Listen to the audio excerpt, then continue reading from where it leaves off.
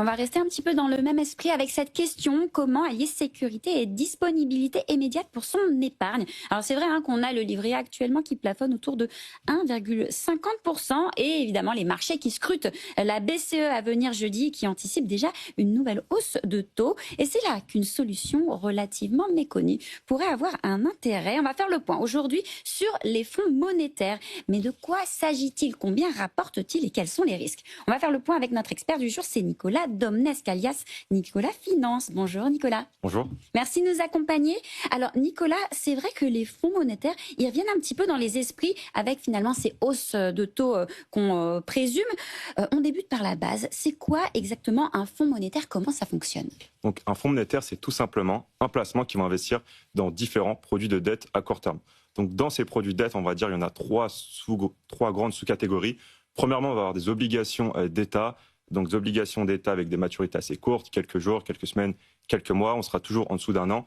Pareil, avec des entreprises, ça sera plutôt des billets de trésorerie. Pareil, des produits de dette à court terme. Et enfin, idem avec les banques, certificats de dépôt, produits donc avec des maturités en dessous de un an. Donc, un fonds monétaire, c'est un fonds qui va investir sur des produits de dette à court terme avec différents produits pour être diversifié. Alors on passe au rendement. Ça rapporte combien aujourd'hui de placer son argent sur un fonds monétaire? Donc, le fonctionnement du fonds monétaire, c'est que les taux directeurs vont directement influencer les taux des fonds monétaires. Donc, si on a une hausse des taux, les taux des fonds monétaires vont augmenter. Actuellement, sur des fonds monétaires en euros, on est autour de plus ou moins 2%. Quand on change de devise, par exemple en pounds ou en dollars américains, on est aux alentours de 4%. Donc, si on a une hausse des taux à venir, forcément, on aura une hausse de la performance des fonds monétaires et vice-versa, baisse des taux, baisse de la performance des fonds monétaires. Et alors pour tenter d'être exhaustif, peut-être un mot sur les risques. C'est vrai qu'on les présente souvent comme un placement sans risque ou presque. Qu'est-ce qui pourrait faire dérailler finalement leur performance? Effectivement, ils sont souvent considérés comme des produits qui sont proches du taux sans risque.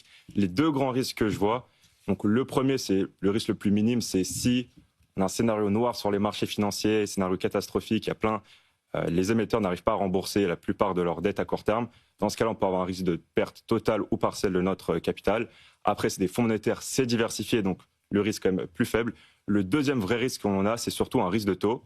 Comme j'ai déjà dit, si les taux baissent, forcément, le rendement des fonds monétaires va diminuer. Et vice-versa, si les taux augmentent, là, c'est plutôt une opportunité. Et donc, le rendement des fonds monétaires augmente. Merci beaucoup Nicolas Domnesque de nous avoir accompagnés aujourd'hui.